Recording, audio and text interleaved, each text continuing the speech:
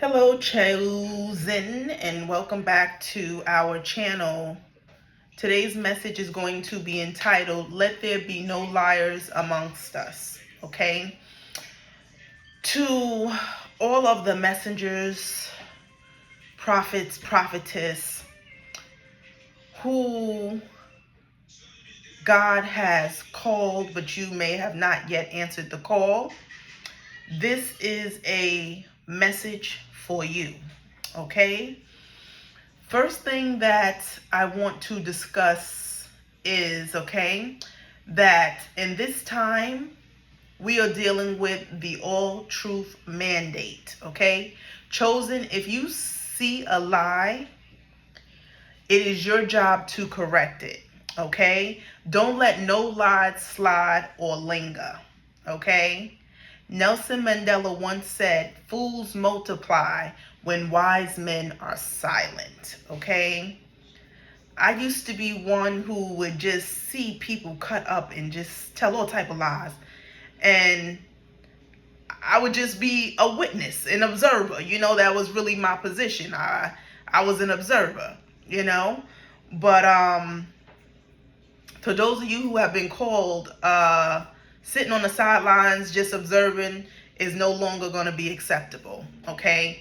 It's time to get out here and get active and share your gift with the kingdom. The more voices that rise up in unity, the more powerful we will become. The more we inundate and take over the algorithm, okay?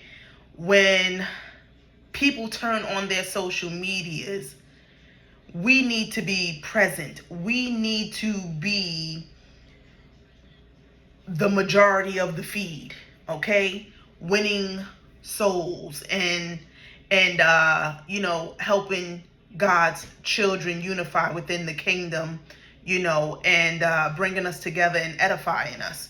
So we need your voice. Your voice is important.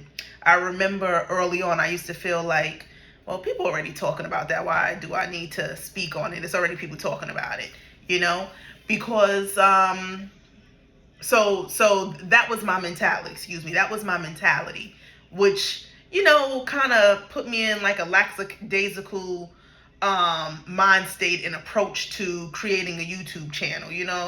I'm like, okay, I'll get around to it, if I feel like it. You know what I mean? But it came a time where the Lord was not having that. He said, it's go time, okay? It's go time. So get out there. So because I disobeyed or I was hesitant, the Lord dealt with me, okay? So let's dive into that. Let me continue to read, and then I'm going to elaborate on what I just said. So I have some writings here. Bear with me. I like to read those, and then it'll help me communicate what I'm trying to communicate to you. So bear with me. If God told you to be a messenger and you ignore the call, he will warn you of pending destruction, okay? As he did with Jonah, okay? As he did with me, okay? The Lord sent winds and tornadoes to me, okay?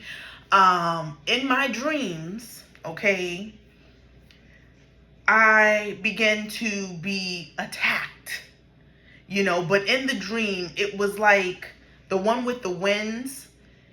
It was a terrible wind that had came upon me.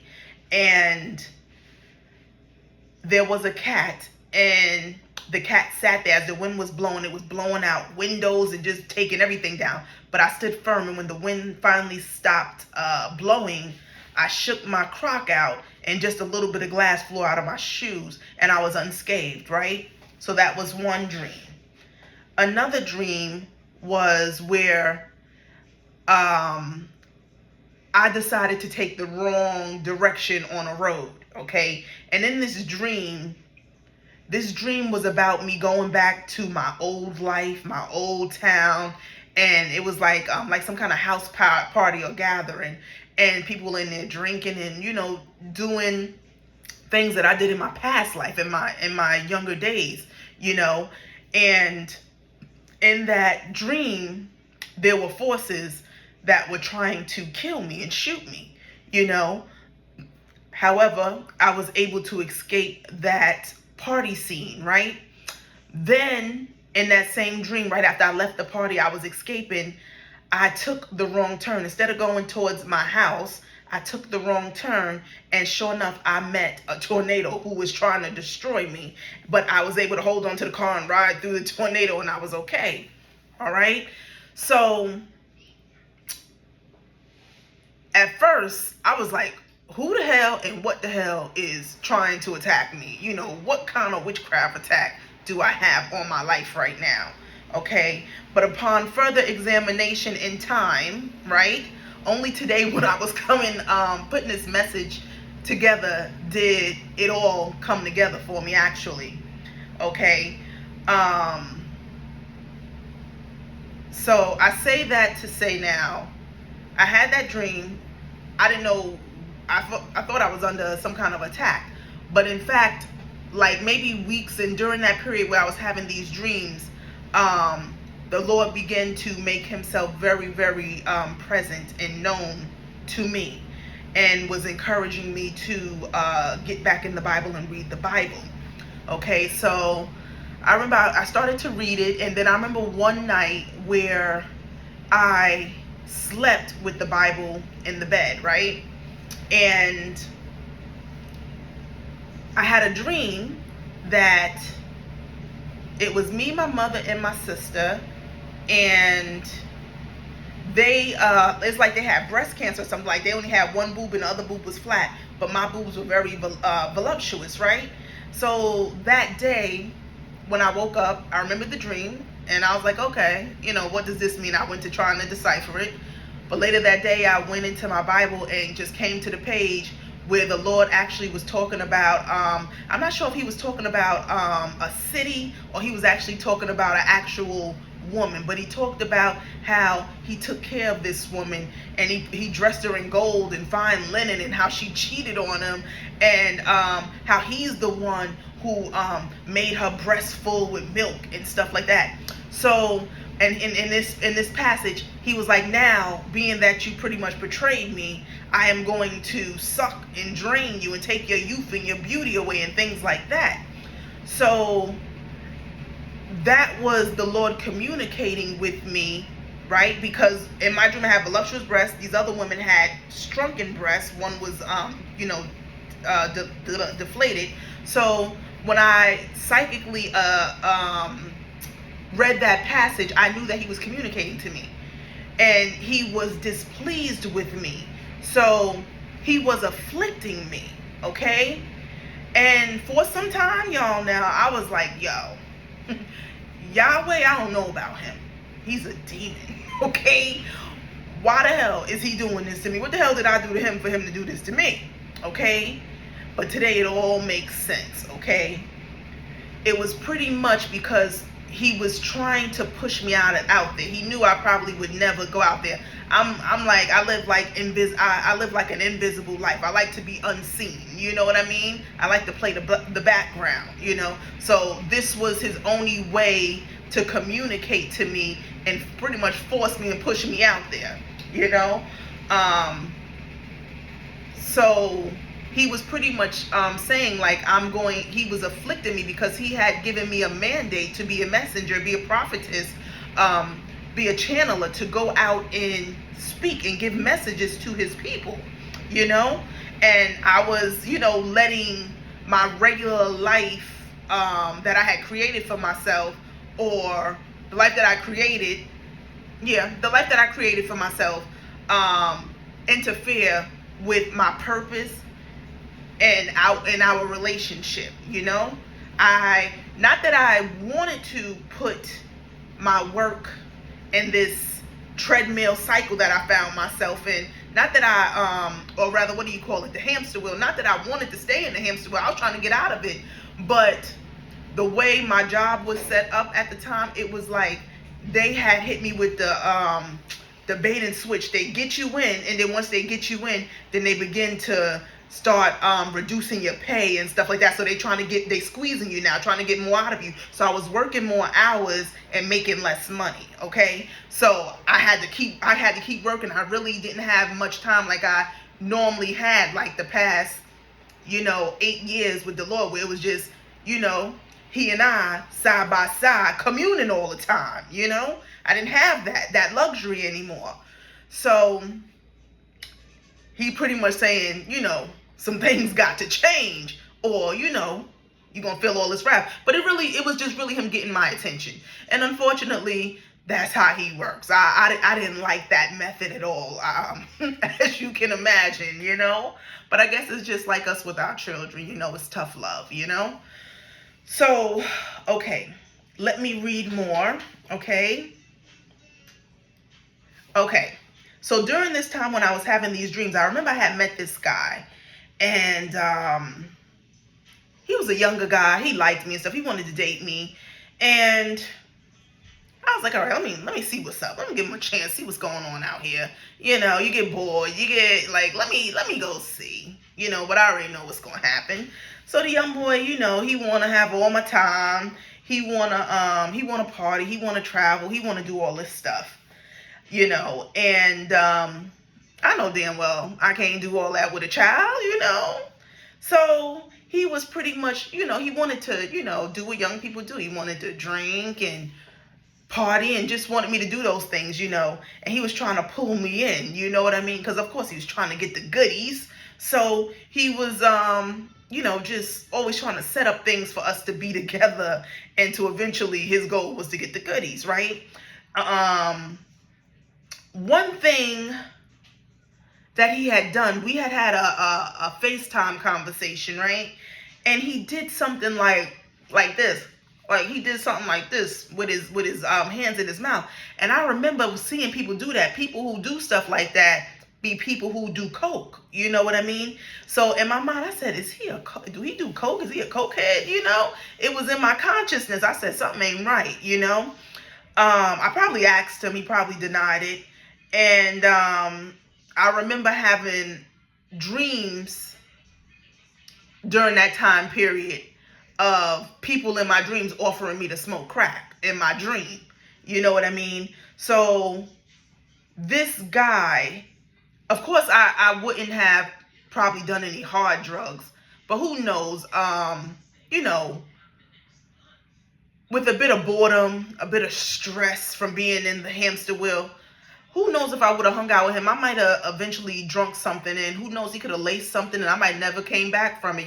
Just little things like that the devil used to try to reel you in. If he knows that I'm a person who really don't drink, really don't do nothing that allows me to be in his den, he probably tried to annihilate me the first time, get me to drink with this boy. He put some in my drink, and then boom, I'm through. You know what I mean? So God was coming through to me, showing me all these things, like, you need to leave this boy alone, because he will mess you up, destroy you, and deter you from your path, So that was happening at that time, right? As to why God was afflicting me, trying to remove this person, and like I said, get me activated, okay?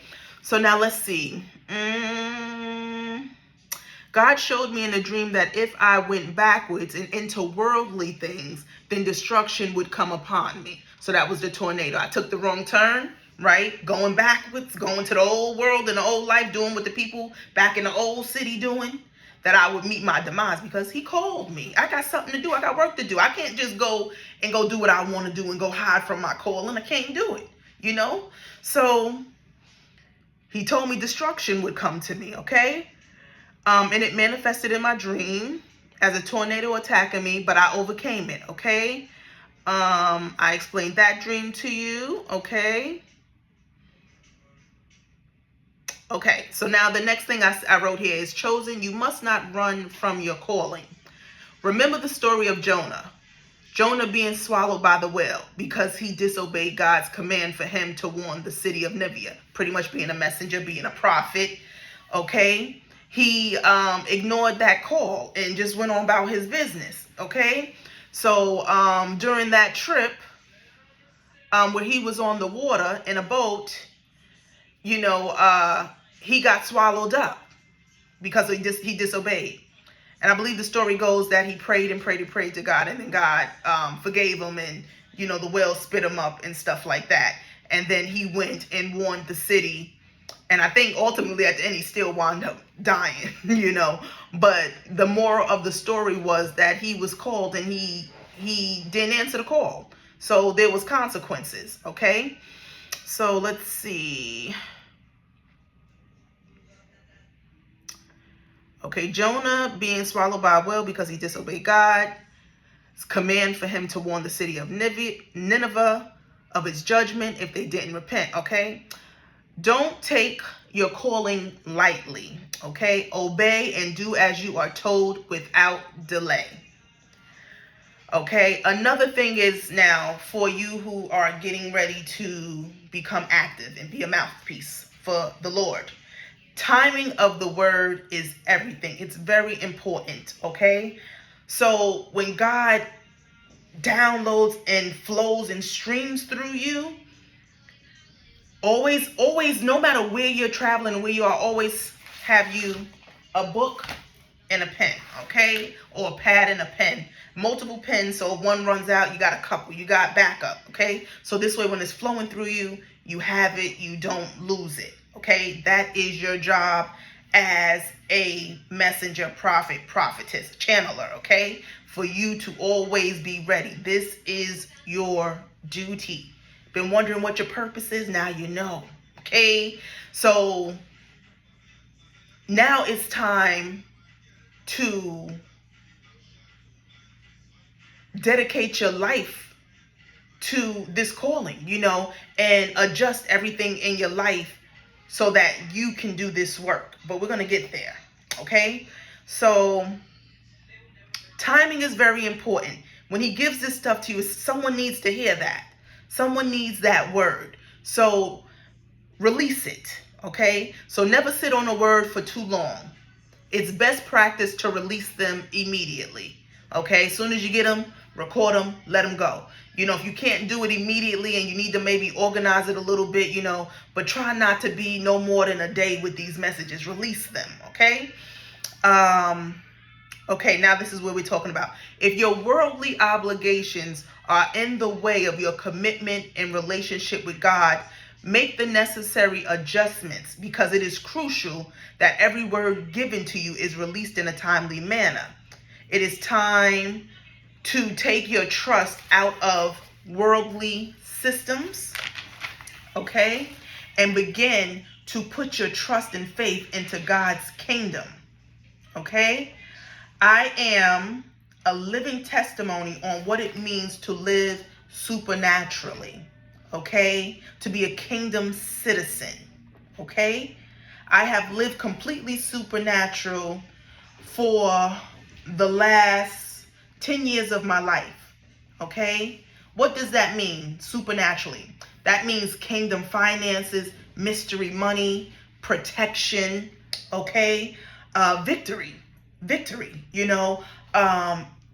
anything that was in the way of me coming and arriving to this point was removed.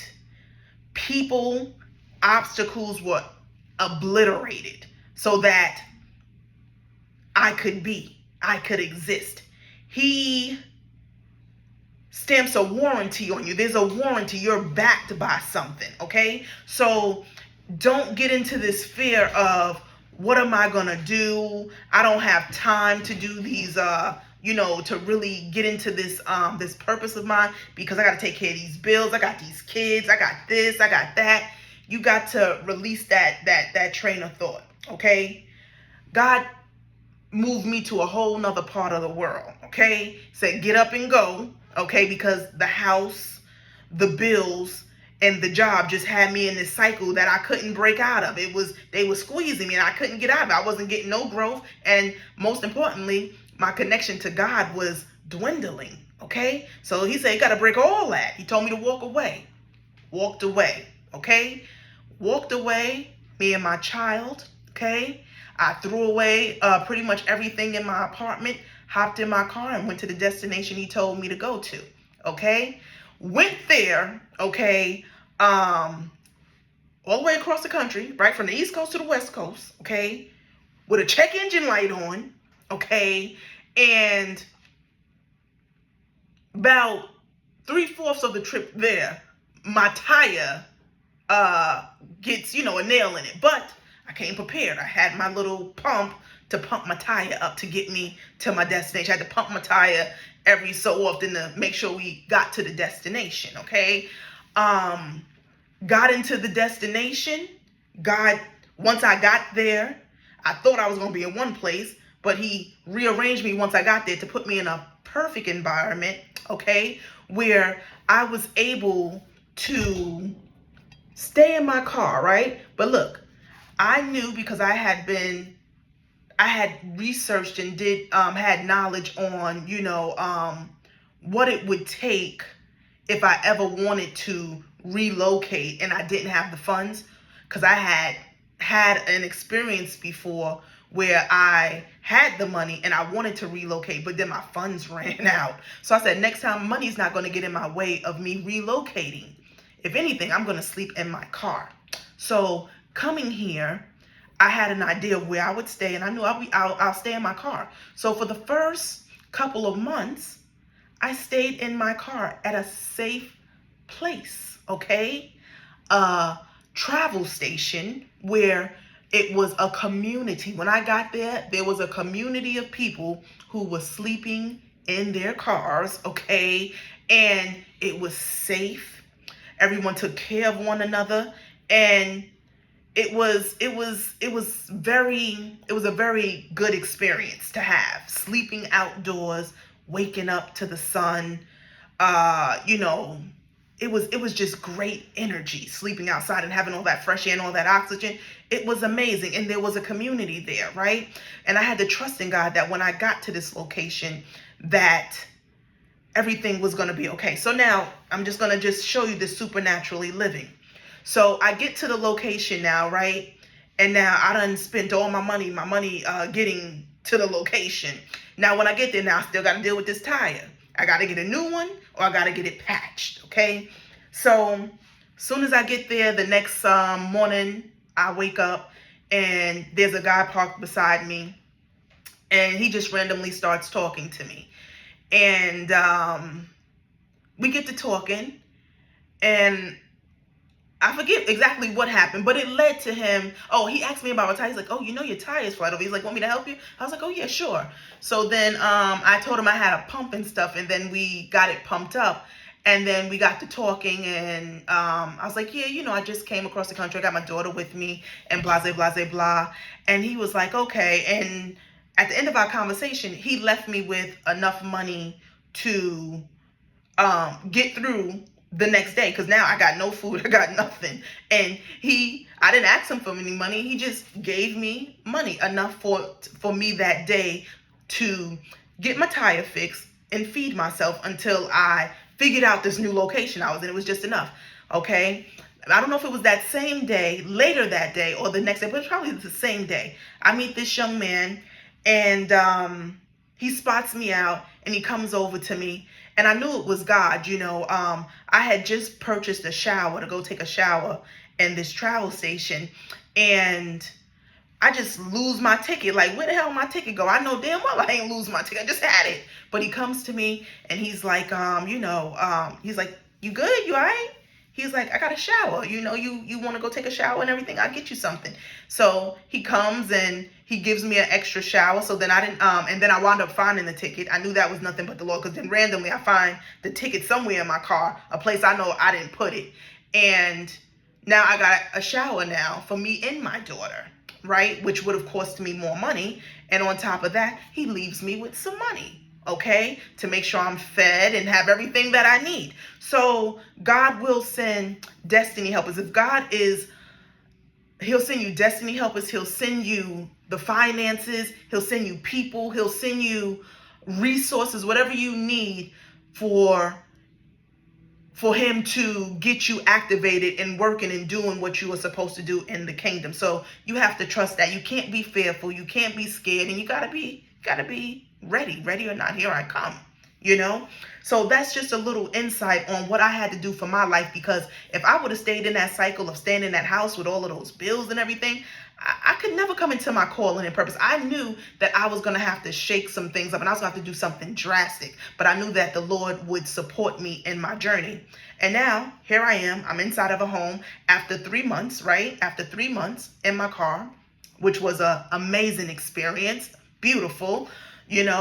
The Lord promised, what the Lord's promise for me was to make sure that I was always kept and that I would always be good. Okay? So you just have to trust and believe. I was able to take this leap because I've had this experience and this walk with the Lord for like all of my life, really, but definitely the last 10 years of my life, where I had stopped relying on the system, because every time I tried to connect to the system, the Lord would come in and break up my whole life. He had a mission for me, and he wanted me to have nothing to do with that system. He had this knowledge and this information that he wanted me to get, that he wanted to train me in, and he also wanted me to build our relationship and to have faith and to have trust. And throughout those 10 years, I lived supernaturally. I mean, from housing to cars to trips, vacations, because he wanted me to get some things out of my system. He knew I was young, and there were some things I was still very much attached to the illusion and very much attached to the system, because it had been programmed in me for 27 years of my life at this time. So he knew there were some experiences that I needed to have. He knew that I needed to experience love with a man. He knew that I needed to experience traveling the world. So he allowed these things. Supernaturally, mind you, okay? Nothing that I went out and worked for. Everything came supernaturally. When I say supernaturally, so I want you to understand, I'm talking about a God where I used to, not even I used to, I don't want to say I used to. I haven't had this level of experience in a while, but he's still very much present. I'm talking about where I would say that, money's falling out of the sky. And I'm talking about money just randomly falling from the heavens and falling and blowing into my direction. The Lord blowing money into my direction. Okay? I'm talking about walking down the street and random people stopping me and saying Merry Christmas, handing me hundreds of dollars. This is what I'm talking about, okay? Me and the Lord have this kind of rapport. So if you don't have this rapport, but I believe that you should, if he's putting you out there and you're ready, you're almost ready for go, you're on the edge and he's trying to push you out there, you have this experience. No need to fear, no need to worry. Just have courage, have faith, and move forward, okay? Everything will be okay, but you have to know that this is your life's calling and mission, and everything else comes second to that. Rearrange your life, okay? So, I had to leave the job. I had to go homeless, right? To come to this, to come into my leadership position, okay? That was what needed to be done. That was a sacrifice that needed to be done for me to grow more spiritually and for me to walk in my purpose, okay? So don't think that it's going to be easy. It's not going to be easy or comfortable all the time, but it's a sweet and rewarding walk with the Lord, okay? Have faith. So let's see. Okay, so then I went on to say, our God is a provider, okay? So if you leave that job, right, and you ready to come into full-time ministry, full-time messaging and prophecy, just know that he's going to provide for you. You're not going to go hungry. You're not going to go without. You will be clothed, okay? And you will have your dignity, and you will hold your head up high. While I was homeless, I know most people, that might be something of shame to them. I didn't have no shame in any of that. In fact, my God keeps me in a glory state all the time. no matter what the world says I should look like or feel like. I didn't feel sad or depressed while I was in my car. I got up every day. I took care of myself. I beautified myself. And I went out and did what I needed to do. While I was out every day, people giving me compliments on my hair, on my clothes, So I still have my glory, even though the world would tell you that you have no glory because you left their system and you're homeless, you're crazy, and all of that. But I have my glory. And God made it that all the people around me supported me, showed me love, and showed me honor and respect throughout all of this. Okay? So God is a provider, and all your needs will be met. You will want for nothing. Okay? Then I said, this isn't an easy walk, but it's a sweet one. Please accept the call so we may unite. Thy kingdom come, thy will be done on earth as it is in heaven. Okay? Let me see. I have some more things written here. I don't know if this is part of this message. Okay, no. This is something I could add in, but I'm going to leave this for a different message. Okay? So, it's about that time, y'all. It's about that time. It is about that time. I mean, I go online and I'm just so happy to see all of the people who are speaking up and speaking out. Okay? Our God is a God of truth. You know what I mean? Everybody is dealing with a different branch of the circle. None of us have 360 degrees of wisdom and knowledge. That's why there's a body of us. We all contribute somewhere. There's so much of the spectrum that needs to be targeted and executed. And he gives his different workers the skills and specialty in those areas, okay? So know that you don't have all the answers. I don't have all the answers. I just know what I know, and I stay in that lane. You know what I mean? But I know what I know and I stay in my lane. But again, I know that, okay, I say that to say there will be people who may come to you, right, and try to discourage you, okay? Because, I mean, if you've been on YouTube long enough, a lot of the creators talk about people coming in their comments and spewing hate or, trying to tell them what they're saying ain't accurate, okay? You will receive those kind of messages just like everybody else, people that will try to discourage you and discourage the knowledge and information that you have. Understand that we are all one, who most of us anyway, we are all one, but we are on different levels of understanding and consciousness. There's many mansions. There's what it says. There's many rooms in my Father's mansion, right? So we all the body, right? We all the circle, but we all dealing with different things. And some is higher learning, some is elementary, some is middle school, some is high school, some is graduate school. So we all in different levels. So if you happen to come across someone who is repping the same thing you repping, but they're saying that you're false, then just know to expect that. But it's not for us to argue with these people, nor do we let them discourage us. We continue on with our messages, okay? Because you have to be tough, and that God has given you this calling, and he has given you this voice, so use it, okay? And just, block out all the haters or the ones who lack the light to understand where you're at in the kingdom and what message you're producing in the kingdom. Okay? Some of the message that some people are preaching and teaching, to us it's like, okay, we done been there, done that, got the t-shirt. But I would never down anyone who's given a certain message that I know is still very beneficial to people, because like I said, everybody's on different levels. Some is an entry level, elementary. So that message is still very powerful for people that's down there, So be mindful not to do that as well. To get into any kind of spats, with people who, again, claim to be of you. Just like I said, recognize that they may not be on that level, and just, pay it no mind, and keep moving and keep producing the gift that the Lord has given to you. Okay? Yeah. So, congratulations. And I wish you well.